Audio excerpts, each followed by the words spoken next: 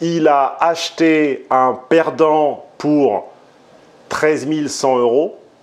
13 000 € de costume et 100 € de petit déjeuner au Ritz.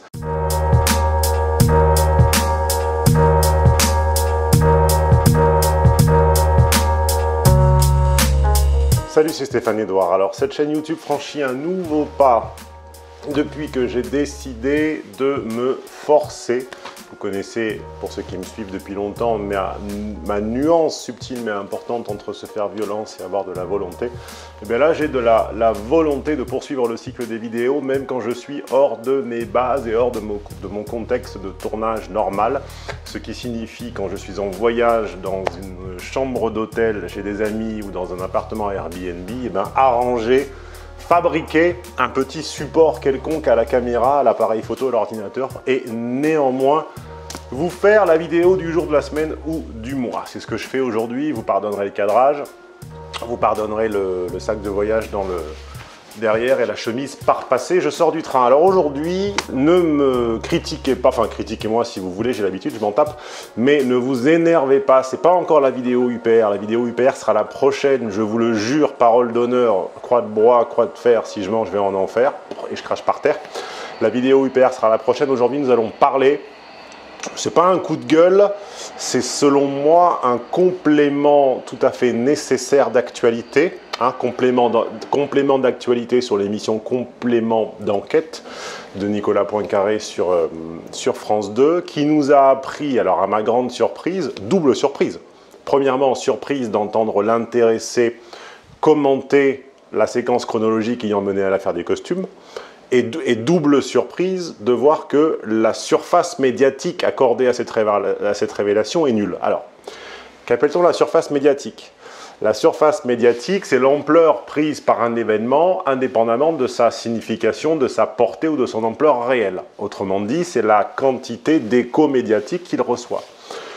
Au début 2017, mars si je ne m'abuse, quand on découvre, et on verra d'ailleurs qui le découvre et comment, l'affaire des costumes, constitue un point d'inflexion fatal dans sa campagne. Alors il y avait l'affaire Pénélope, hein, dont il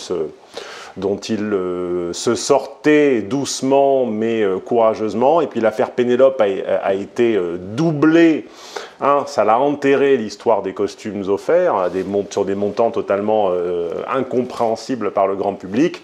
Et de toute façon, j'ai de sources sûres l'information que l'attendait derrière l'affaire des costumes, au cas où ça n'aurait pas suffi encore, une autre affaire de montres et d'automobiles de luxe. Bon, bref.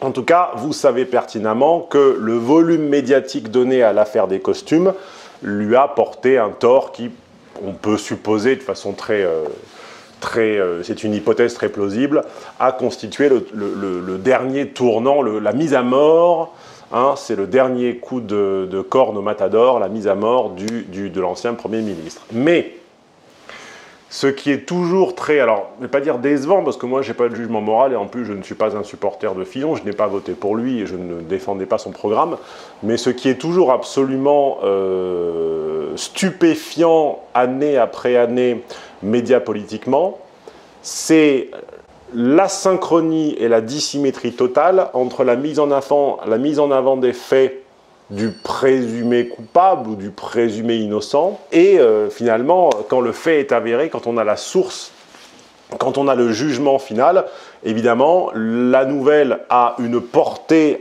un volume, une surface médiatique bien moindre, hein. Vous connaissez le principe, on est mis en accusation, un peu comme des SK, on remplit les journaux pendant une semaine d'affilée, puis quand on est finalement jugé, plus ou moins acquitté, ça fait 2 lignes. Donc très très faible surface médiatique pour la fin de l'affaire des costumes. Costumes d'ailleurs, donc j'avais fait une vidéo ironique consistant à me demander s'ils valaient ou pas leur prix. Je vous invite à la regarder en cliquant ici dans le coin, mais c'est pas le sujet. Donc très très faible surface médiatique pour le complément d'enquête du 6 juillet de Nicolas Poincaré, révélant pourtant toute la séquence logique ayant conduit à l'affaire des costumes, et non seulement faible surface médiatique, on le verra, là on parcourra quelques sites pour voir à quel point ça a eu peu d'écho, et à quel point ce sont presque des sites et des journaux, on va dire, pas de seconde zone, mais d'importance annexe qui l'ont relevé, et en plus faible adhérence, hein. Vous savez que un site internet étant structuré sous une forme sous une logique de blog, hein, le plus important est en haut, le moins important est en bas, et tout descend en permanence vers le bas, on a constaté une très faible adhérence de l'information, de la révélation de Robert Bourgi, et l'information est immédiatement descendue vers le bas, très faible adhérence, très faible visibilité, très faible audience. En réalité, qu'est-ce qui s'est passé? Lisez d'ailleurs l'article, là je vous en fais un résumé du résumé, un exec summary comme on dit, lisez l'article ci-dessous pour en avoir la version plus détaillée et un peu caustique parce que j'ai mis 2-3 traits d'humour à l'écrit.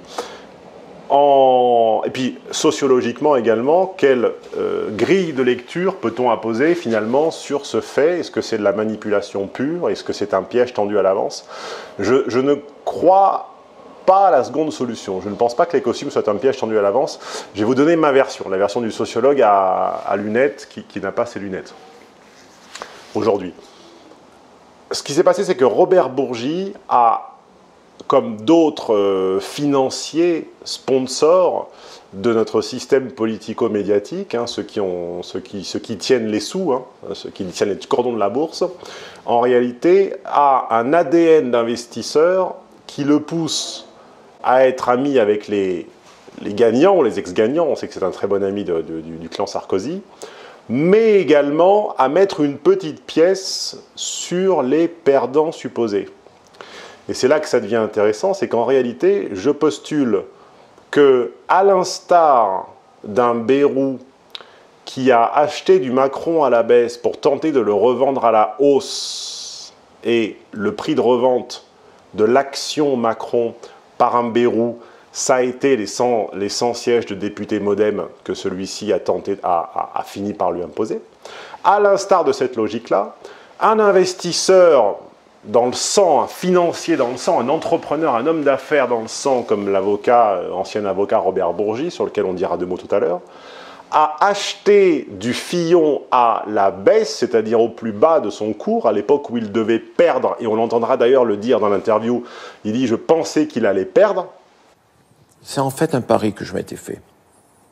Je me rappelle, il m'avait appelé, il me dit « est-ce que tu es libre pour prendre un petit déjeuner au Ritz ?» Il aime bien ces petits endroits assez chics. Je suis allé, j'ai pris mon petit déjeuner avec lui. Bien entendu, c'est moi qui ai réglé. Et je n'ai jamais vu régler une note. Et il m'a dit, tu sais, je vais gagner la primaire, je vais battre Alain, et je serai président de la République. Je l'ai écouté, et je lui ai dit, t'en es sûr? Il m'a dit oui.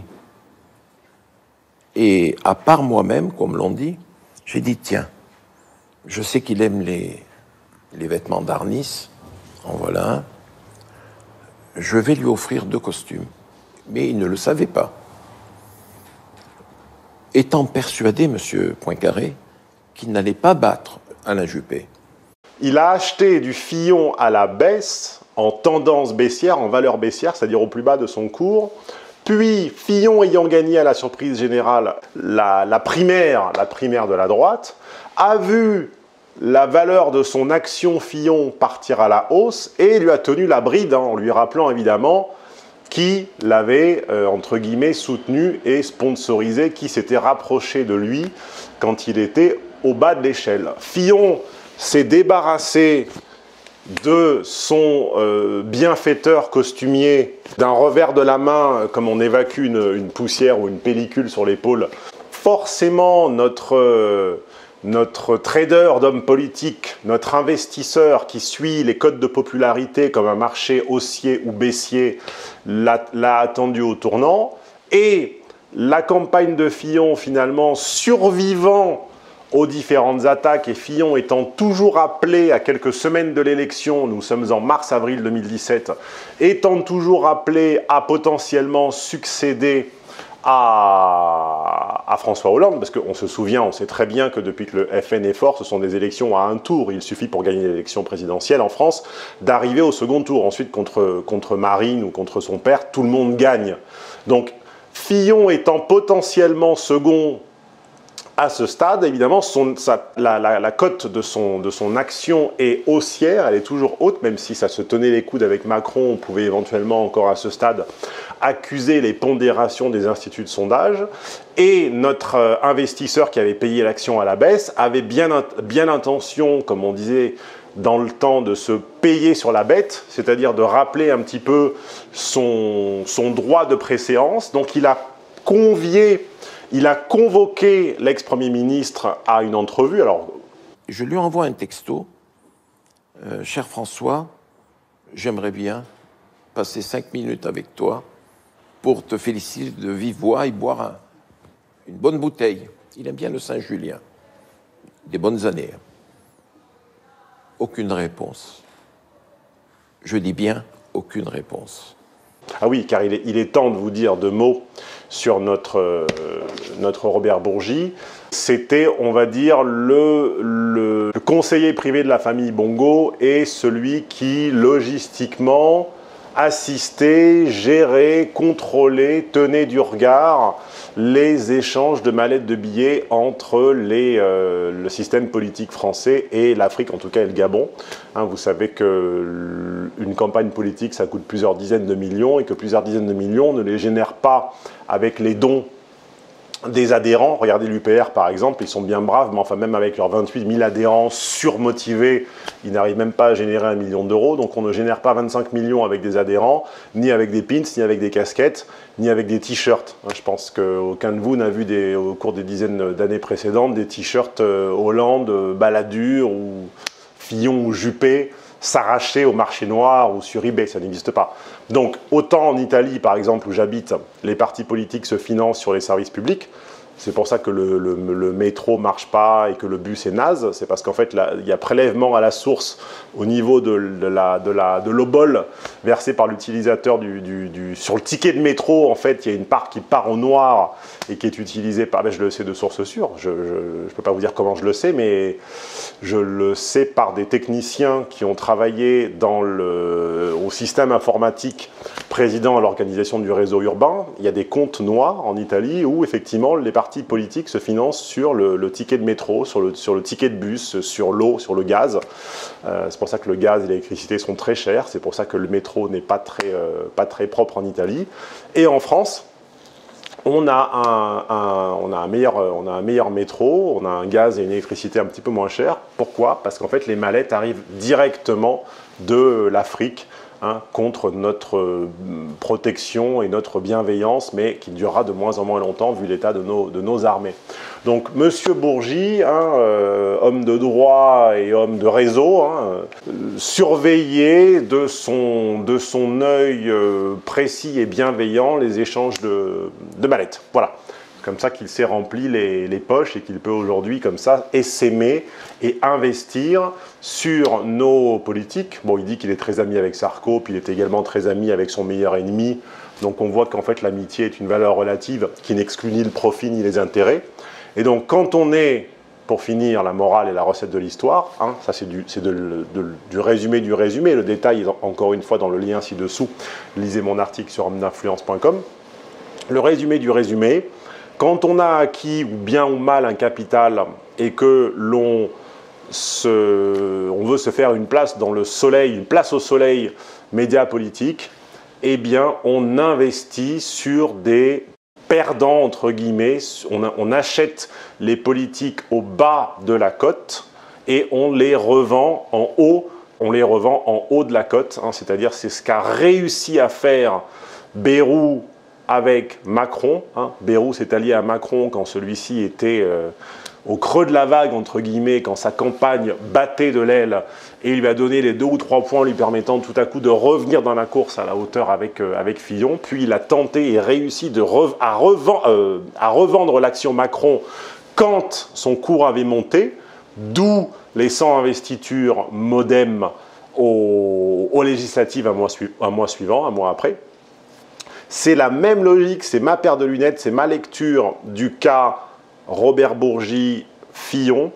Il a acheté un perdant pour 13 100 €, 13 000 € de costume et 100 € de petit déjeuner au Ritz. Il a pensé faire x 10 000, c'est-à-dire faire prospérer son investissement avec le combat féroce de son prétendant, mais qui est également son obligé, son attitré lors de la campagne, sauf que l'attitré est obligé à ghoster, comme on dirait en rapport homme-femme, à éliminer de son cercle notre homme d'affaires, premièrement en ne lui répondant pas pendant plusieurs mois, puis en invoquant simplement le fait qu'il est occupé. C'est vrai qu'on peut comprendre qu'une campagne présidentielle, comme dit l'autre, c'est pas tenir un kebab à Bobigny, hein, ça occupe. Et évidemment, pour le plus grand plaisir de Sarkozy, dont il est un très proche, Bourgi ne tolérant pas d'avoir investi 13 000 € à perte sur une action dont il ne perçoit pas les dividendes, dont il ne bénéficie pas de la hausse, évidemment, préfère par ego et par instinct de tueur. Hein. C'est pour ça qu'il y a plus d'hommes en politique que de femmes. C'est parce que la politique, c'est tuer l'ennemi, alors que la femme donne la vie. Hein. La femme pense à tuer pour protéger son enfant, tandis que l'homme pense à tuer pour prendre la place de l'autre. H pur, F pur, toutes ces différences-là que j'explique dans mes séminaires de sociologie appliquée. L'action n'étant pas récupérable, l'investissement n'étant donc pas rentable, eh bien on tue finalement, on se fait le plaisir de tuer et on appuie sur la gâchette. Je ne veux pas que cet homme rentre à l'Élysée, il n'en est pas digne. Tu vas le faire, Robert? Je lui dis, c'est comme si c'était fait. Il me dit, alors il ne sera pas président. Là, tu vas le tuer. Et voilà. Et voilà ce qui est arrivé. Et voilà comment vous venez de nous dire que vous avez appuyé sur la gâchette.